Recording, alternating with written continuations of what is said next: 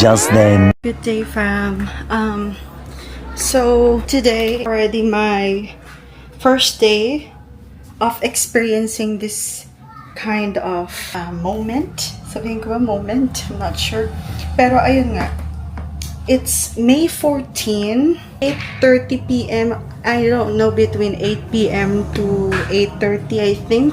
Hanggang 10:51, still brown out pa rin. So, gamit ko lahat ng mga gadgets ko. Buti na lang, full battery yung mga power bank ko. Kaya, nakakuha ko ng light. Kaya, maganda din talaga yung prepared ka at maganda din talaga yung mga ganitong gadgets kahit hindi mo masyadong gamit. At sakop din niya ang buong bahay ko, halos. Yung mga pusa ko, pinasok ko muna sila para hindi sila matakot. Yeah, I think this is me living in a haunted house also without lights. Ay, nako. Buti na lang din, fam, nakabili ako na itong power bank. Dito muna ako at magtatambay. Siguro.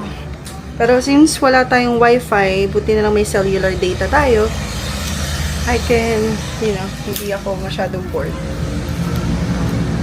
8 o'clock, sabihin natin 8 o'clock hanggang 10:52 ng May 14, walang kuryente.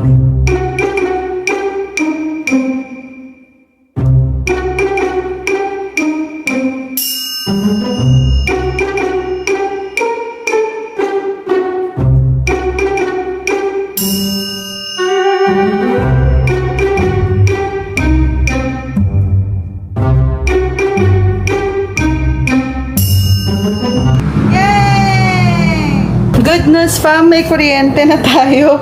So, halos 2 to 3 hours din. Ay, hindi. Sabihin natin 3 hours. Sabihin natin estimated 3 hours na experience natin na walang kuryente. Ay, Diyos ko. So, walang kuryente. At bumalik ang kuryente ng 10:55. So, yay! Kahit paano ay na-experience natin kahit hanggang 2 oras na wala tayong kuryente. So, it's better to be prepared next time. Madaming power bank ang kailangan talaga. Kasi for emergency purposes just like this, ang hirap.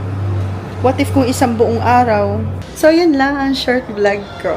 Short lang talaga siya kasi hindi ko din inaakala. But, kailangan talaga natin, mga kabataan, manood at magbasa-basa ng mga nangyayari sa mundo natin ngayon. No? Sa mga balita, ganon, para ready tayong lahat.